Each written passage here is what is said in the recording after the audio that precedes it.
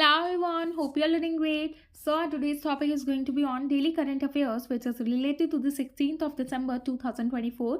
इसके अंदर जितने भी हमारे इंपॉर्टेंट इवेंट्स हुए हैं उनके बारे में हम डिस्कस करने वाले हैं with the help of questions and answers. Okay, so without any further ado, let's start with topic.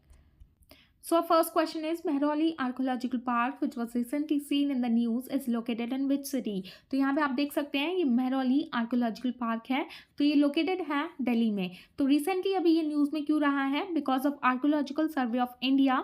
तो ये रिसेंटली अभी आर्कोलॉजिकल सर्वे ऑफ इंडिया ने एक रिपोर्ट सबमिट की है, सर्वे रिपोर्ट सुप्रीम कोर्ट को on the religious structures in Delhi's Mehrauli archaeological park.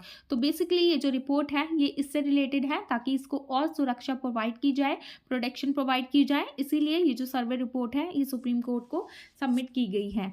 ये जो मेहरौली आर्कोलॉजिकल पार्क है ये फैला हुआ है over 200 acres near the Qutub complex. तो कुतुब मीनार देखा होगा आपने, तो उसी के ही पास में ये कुतुब कॉम्प्लेक्स के पास ये मेहरौली आर्कोलॉजिकल पार्क है. एंड ये रिफ्लेक्ट करता है हमारे इंडिया के हेरिटेज को from pre Islamic to colonial period से. ओके, एंड ये कंटेन करता है total 440 plus monuments including remains of Delhi's first city, the Tomar rulers capital from the 11th century. Okay, तो ये चीज़ें आप याद रखिएगा. नाउ नेक्स्ट हम बात कर लेते हैं आर्कोलॉजिकल सर्वे ऑफ इंडिया के बारे में. तो इसके जो फाउंडर थे वो थे अलेक्जेंडर कनिंगम. ओके, एंड जिसको फाउंड किया गया था 1861 में. आर्कोलॉजिकल सर्वे ऑफ इंडिया को फाउंड किया गया था 1861 में, जिसका हेडक्वार्टर है न्यू दिल्ली में. ओके, एंड ये आती है under the ministry of culture. Okay, so just remember all these points. Now next question is Zakir Hussain, a legendary artist who received the Padma Shri, Padma Bhushan, Padma Vibhushan and 5 Grammy Awards, passed away in December 2024. He was renowned for his contribution to which field? तो ये कौन सी field से संबंधित है? And recently अभी इनका निधन हो चुका है, तो ये रिलेटेड है tabla and Indian classical music से. ओके, तो recently legendary tabla maestro Zakir Hussain pass away at the age of 73 in the United State on 15th of December 2024. And इनका जो कॉज ऑफ डेथ बताया जा रहा है because of idiopathic pulmonary fibrosis which is a lung disease. तो इसी की वजह से इनका देखा गया है देहांत हो चुका है. Okay, so just remember all these points, इनसे रिलेटेड सारी चीज़ें आप याद रखिएगा.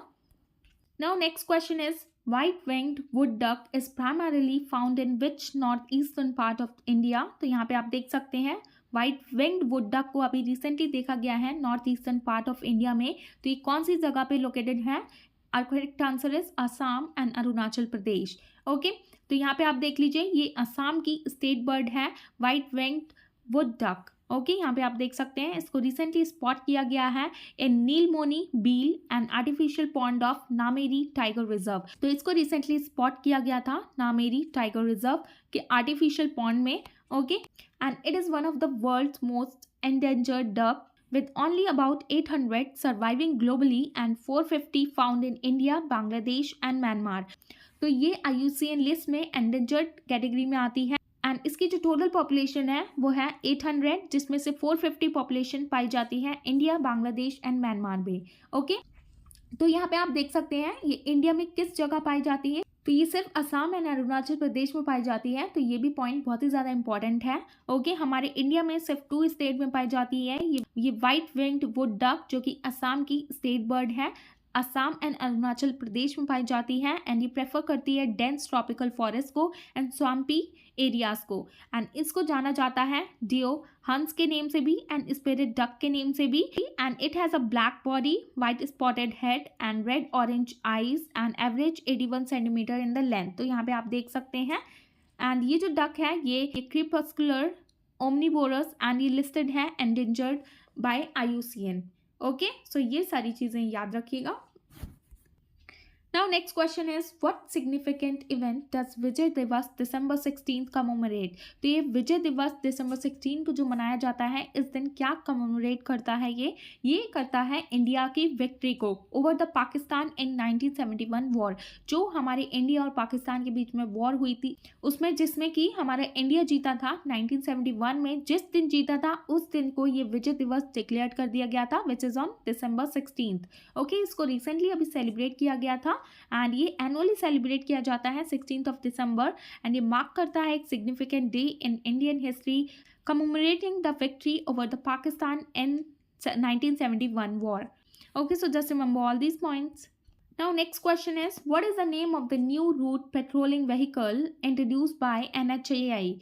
NHAI which simply stands for National Highway Authority of India.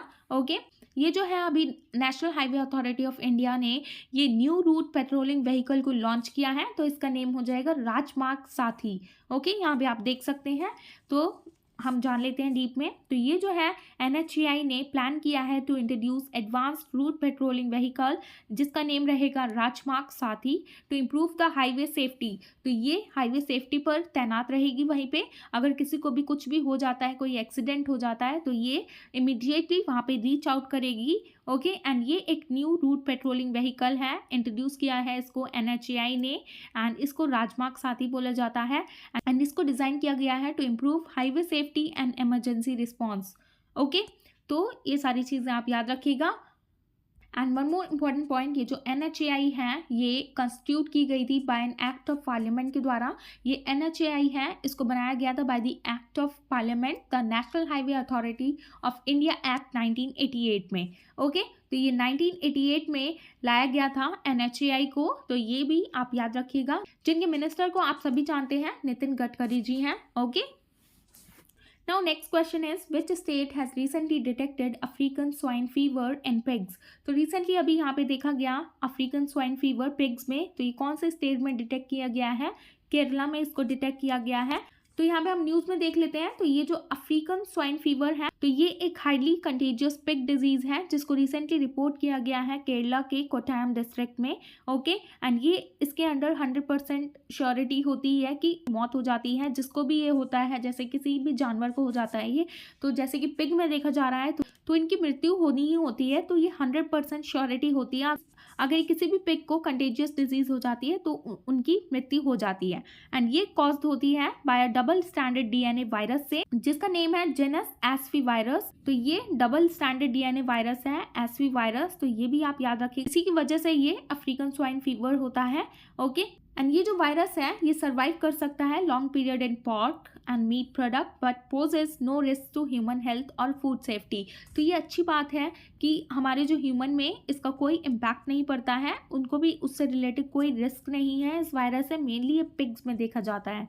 Okay, and ये जो ASF है इसका मेनली जो ओरिजिन हुआ था, ये हुआ था सब सहारन अफ्रीका रीजन से and has spread to Asia and Europe. And ये लेटर स्प्रेड हो चुका था एशिया एंड यूरोप में भी. And it was first confirmed in India in Arunachal Pradesh and Assam in 2020.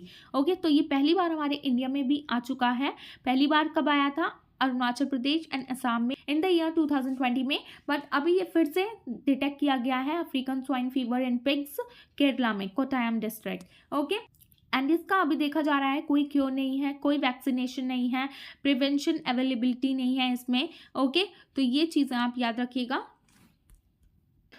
So this is the end of topic and I hope you found this video informative, and if you found this video informative please give it a thumbs up, and for more informative videos please like, share and subscribe to my channel which is Shivi's Education. And thanks for watching. Bye bye, take care, also in the next one.